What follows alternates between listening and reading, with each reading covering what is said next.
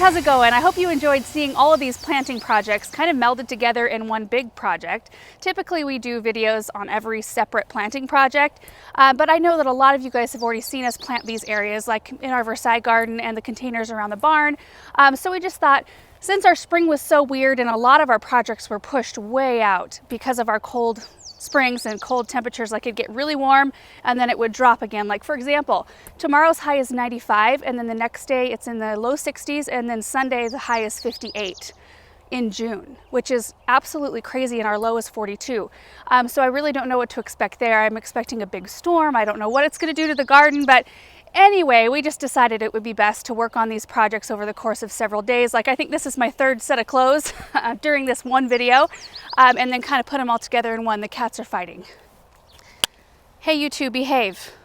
Behave yourselves. And right now it's really early in the morning, like Benjamin's still asleep, Aaron just got up, and I thought I would pop out here real quick and give you a tour of all the areas we planted up and kind of talk through the plants and such. So this is kind of what Versailles looks like in the morning. The sun comes up over there on the east, so the sun's kind of coming toward us. It's a little sheltered by the, or shaded by the locust there. So I'll get in close on these plants so you can see what I've used, but I used two different kinds of Mini Vista Supertunias. This one is called Mini Vista Indigo. Isn't that gorgeous? I love the growth habit of these.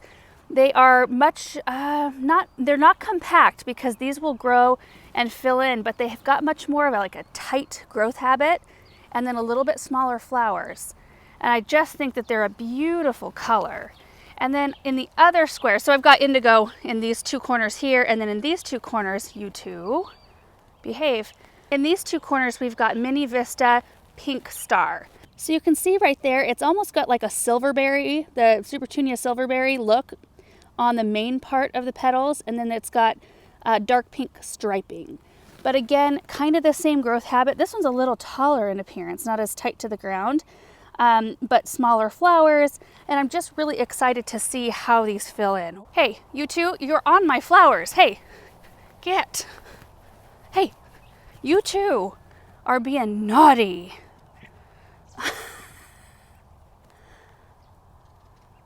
Go fight in your own space, people. Come on. Go, go, go. We thought it would be interesting to try the Mini Vistas up here because Vista Supertunias, of all the Supertunias, can take the most adversity, I think. They do the best in landscape and containers, like you can use them interchangeably that way. I mean, all the Supertunias usually do fairly well either way, but I've noticed that, like I tried Supertunia Limoncello up here one year and it didn't hold up as well as the Vista series does. So I'm really looking forward to seeing how these do.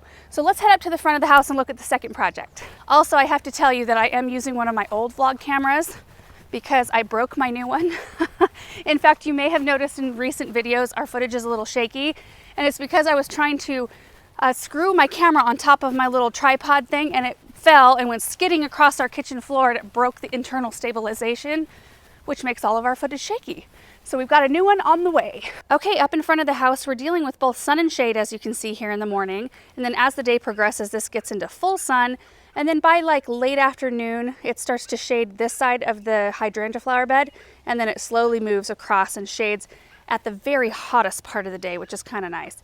I'll try to get some pictures of this whole area when it's all in the same lighting, so it might be easier to see detail. First of all, before we even get into the annuals we've got in this area, look at the Atlas roses. Those are the most stellar roses ever. I know I need to deadhead these right now, but let me get close.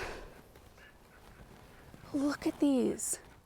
They are the most glorious roses up here. I love them. So you can see in the center of the cutouts, the cats are just wild this morning, that I used an angel face Angelonia called Steel Blue. Let me see if I can get close on one in the shade here so I can show you this beautiful color. Just absolutely gorgeous. Then down below, Supertunia Mulberry Charm, which we've had amazing luck with this Supertunia, in containers particularly. So I wanted to try it in the ground in several locations this year. And then Lemon Coral Sedum. So last year we did the Truffula Pink Gomphrena and then underplanted that with the Supertunia Mini Vista Morning Glory and Lemon Coral. And I did want to repeat Lemon Coral up here because it did so well for us last year that I just kind of didn't want to mess with a good thing, and I just swapped out the other two and really wanted it to make it a little bit more like still kind of pink but with more purple. So I repeated the same sort of planting scheme underneath our limelight hydrangeas, which are doing really fantastic. And on this side I didn't use the angelonias because I didn't want their height to compete with the Atlas roses. I think that they would have matched each other too well. So I just did the Supertunia and lemon coral on this side. And I'm not going to be planting up these boxwood containers. I'm going to trim up the boxwoods. I still haven't tightened them up. But every time I plant these, I always feel like it's too much. It gets too messy. I've got a lot going on in these flower beds, and sometimes it just is too much. So I want the simplicity with just the boxwoods. I think that that will bring some peace and just, I don't know, less distraction, I guess, from everything else going on. Let me back up. So there's a backed up look. Uh-oh, I need to go fix my wreath. I think it's looking really good. Now to the barn pots. On our way, we'll take a quick look at this area because I think it's coming along. I mean, I have a lot yet to plant, but it's looking tidy with mulch. I added the 4 boxwoods at the corners there. Delphiniums still need to be staked, but this arrangement's looking nice. This is the first one I planted with summer plants that are more tolerant of cold as well. And I think things are looking good, even though this container gets nailed by the wind this direction right here. So it usually, like after a big windstorm, I kind of have to like fluff this plant back over. But overall, looking really good. Barn containers next. I'll get close on one of them. We've got the boxwood spiral in the center there. And then I did a sweet potato vine called Sweetheart Lime. And I like this one because it's a very clean looking sweet potato vine. There are some that are much heavier lobed, like they've got, I don't know, kind of almost more maple leaf-esque, but I like the weight that this one gives just because it's one solid kind of block of a leaf and it's more compact in its growth habit. And then Supertunia Royal Magenta, which we've put this plant in the barn containers before and I enjoyed it so much that I wanted to repeat it.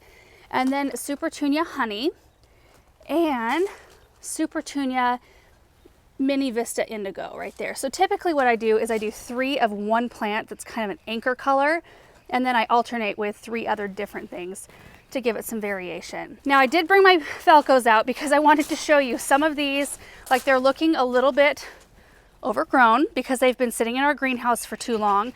This is what I typically do with something like this.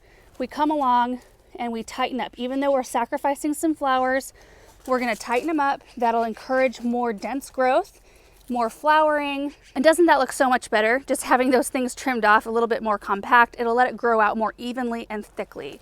So I'm going to do the same thing right here to this one. I'm just going to come in, cut off a little bit of the length there. Just tighten that one up right there.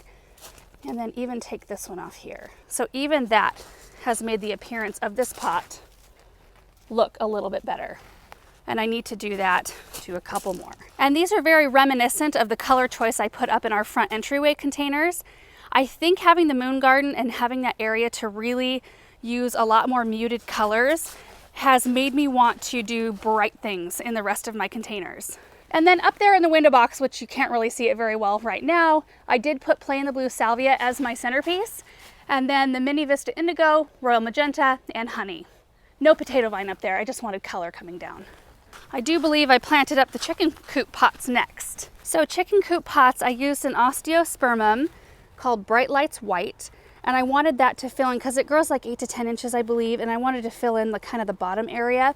We've got a Serbian spruce lollipop here, so then we'll have a little trunk showing, a little bit of kind of like a second story, and then down here we've got 3 Supertunia Mulberry Charm, 1 Supertunia Royal Velvet, a Supertunia called Sharon, which has the sweetest double flowers, kind of a really dainty looking bloom, and a Superbena called Royal Peachy Keen. This one, I love the coral pink. It kind of brings more of a tropical vibe to arrangements, I think. I also changed over all of the drip in these containers, most of the containers, with this is a drip tube that has holes, emitter holes every 9 inches. So far so good. Next up were these 2 containers flanking the opening to our brick patio. And in these, let's see if I can shade, I did use a caladium. This is called Chinook. And I'm really excited. I tried some caladiums in this pot last year that did really, really well. It was a different variety, but I wanted to put them through their paces here in kind of like, this is a good, I think, trial location because it gets quite a bit of sun, but it's protected from the really harsh sun late in the afternoon. So I think they'll do well. We've got a Super Bell's Strawberry Punch. There's a Bacopa, the Snow Globe. And then we've got a Glacier Ivy and another Peachy Keen Superbena. Oh, and a Gold Child Ivy as well. After that, I came over here and filled up this container right here that has got the Juniper Topiary. We've got Super Bell's Lemon Chiffon, 3 Supertunia Mini Vista Indigo, a Scaevola called Whirlwind White, and what else did I put in here? Oh, a Superbena called Royal Plum Wine. That's a really pretty vibrant pink. This container is doing real well. Look at that. I do need to come in though. See these bloom stalks? I don't really want the bloom stalks in here, so I'm just gonna take it down like that. I want to see more foliage, less bloom stalk. Much better. Kind of want the dahlia to be the star here. And when the bloom stalks come up on the lamium, it kind of takes over and shrouds the dahlia a little bit. Then I popped a few plants in the tool shed window box. The black mondo grass was already here, Supertunia Honey, Whirlwind Pink Scaevola, and then the Super Bells called Tropical Sunrise. I also took the time to run drip right here. I need to kind of touch up with white paint, the nails and the connector there, but it taps right into a drip tube right there. One less container to water. And last but not least are these containers here flanking the bench. I went with a very simple mix that kind of mirrors the containers with the juniper spirals over there that we just looked at. We've got the Chinook caladium in the center. I went ahead and planted 3 of the 4-inch size caladiums in here because I do really want it to be huge. And then 3 Bacopa, the Snowstorm Snow Globe Bacopa. I think that's the right name. But I think it gives a really ethereal, kind of soft, delicate look. So that's pretty much it for this video. I hope you enjoyed seeing all these projects go in, kind of like the before shots, because we do like to give updates to the season to show you guys how they're doing and whether or not we've been successful or if things are kind of struggling. Because like this is the first year that I've used a lot of Bacopa. I used to plant it a lot before my days of drip systems, and if my Bacopa dried down at all, I had the hardest time recuperating it through the season, and so I got to a point where I felt like it was like a waste to plant them.